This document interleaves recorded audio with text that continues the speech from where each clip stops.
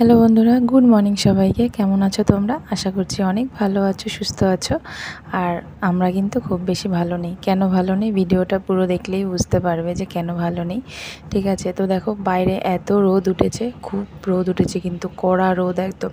রোদে দাঁড়ানো যাচ্ছিল না। তো মেয়েকে বলছিলাম মাথায় একটা কিছু দিয়ে তারপরে জামা কাপড় কটা মেল, তো শুনছিল না, বলছে কিছু হবে না। তো রোদের মধ্যে আমি বাইরে যেতে পারছিলাম না, ছেলের সাথে ছিল তো সেই জন্য। তো ওকে দিয়ে আর কি জামা কাপড় কটা বেশিরভাগই মেলাই, ও মেলে। আর সামনে যে রাবিশগুলো ফেলা মানে দেখলে আমাদের ভিটের মধ্যে, ওগুলো কিন্তু থাকবে না, ওগুলো সরিয়ে দেবে ওর বাবা পরে আস্তে আস্তে। তো দেখো এদিকে রান্নাবান্না জোগাড় করে নিয়েছি, ওদিকে ছেলের সবজি, আর ওদিকে দেখতে পেলে ইঁচড়। ইঁচড়টা কেটে সেদ্ধ করা হয়ে গেছে, আর কিছুটা আলাদা করে রেখেছিলাম যে অন্য কিছু করব, তো সেটা এখনও হয়ে ওঠেনি। ভিডিওটা আমি অনেক দিন আগেই করেছিলাম, ভয়েস ওভার দিচ্ছি অনেক দিন পর, অনেক দিন বলতে প্রায় 4-5 দিন পর, কারণ পরিস্থিতি এতটাই খারাপ হয়ে যায় যে আমি আর ভিডিওটা কন্টিনিউ করতে পারিনি। আর ভয়েসটাও দিতেও আমার একটু লেট হয়ে গেল, ভিডিওটা ছাড়তেও আমার একটু অনেকটাই লেট হয়ে গেল।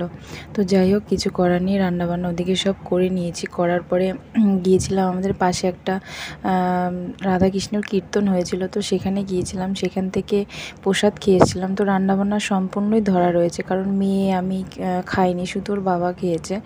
তো ওখান থেকে প্রসাদ খেয়ে এসেছি। আর বিকেলবেলার দিক থেকেই দেখছি যে আমার ছেলের শরীরটা হঠাৎ করে খারাপ করেছে, জ্বর এসছে। তো এত গরম, এত রোদের মধ্যে গিয়েছিলাম দেখে, তো ভাবছি যে হয়তো রোদে গিয়ে কি আমার ছেলের শরীরটা খারাপ হলো, তো আমি কি গিয়ে ভুল করলাম, এরকম একটা মনে হচ্ছিল। তো যাই হোক, সেটা কোনো ব্যাপার না, ঠাকুরের প্রসাদ খেতে গিয়েছিলাম, তো যেটা হওয়ার তো সেটা হবেই। তো এটা কিন্তু 2 দিন পরে, দেখো সন্ধ্যের হয়ে আসছে, আর বাইরে কিন্তু ঝোড়ো হাওয়া দিচ্ছে। আগামীকাল ঝড় হওয়ার কথা আছে, তো ঝড়ের মধ্যে একটু টেনশনেও আছি।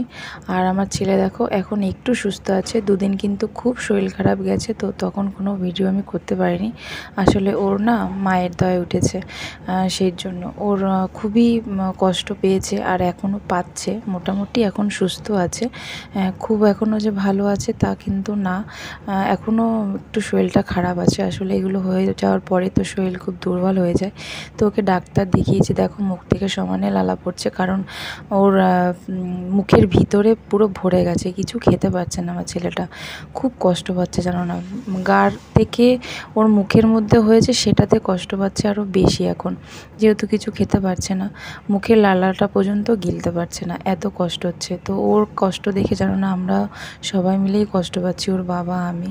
তো দেখো বাইরে এত ঝোড়ো হাওয়া দিচ্ছে, শুনছি ঝড় আর কি হবে আগামীকাল। তো এই ঝড়ের জন্য কিন্তু মনটা খুব খারাপ হয়ে আছে, মানে কি বলবো, একটা ভয় কাজ করছে যে আমাদের সামনেটা তো পুরো ফাঁকা, টিনটা তো মানে কোনো মতন আর কি আলগা মতন আর কি দেওয়া রয়েছে। তো ভীষণই ভয় লাগছিল। মেয়ে তো আমার কান্নাই করে দিয়েছে যে মা আমি অন্য কোথাও দিয়ে আসো আমাকে। তো যেতেও পারছিলাম না, যেহেতু ছেলের এই অবস্থা।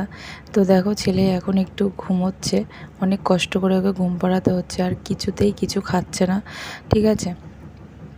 তো এইভাবেই আর কি চলছে। আর মেয়েকে কর্নফ্লেক্স দুধ খেতে দিয়েছি, আর কিছুক্ষণ আগেই ডাক্তার দেখিয়ে আসলাম ছেলেকে, ওষুধ খাচ্ছে মানে খাওয়াবো।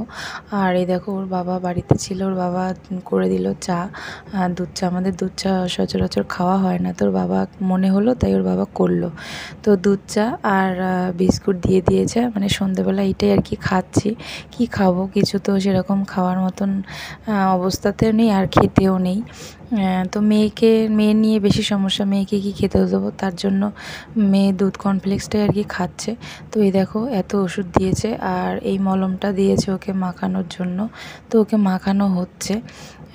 তো ডাক্তার বলেছে কমে যাবে, কিন্তু মুখের সমস্যাটাই বেশি, মুখের মধ্যে ওর ওষুধ দিয়েছে। তো চলো আজকের মতো ভিডিও এই পর্যন্ত, তোমরা অনেক ভালো থেকো, সুস্থ থেকো, দেখা হচ্ছে নতুন একটা ভিডিওতে। আজকের মতন টাটা।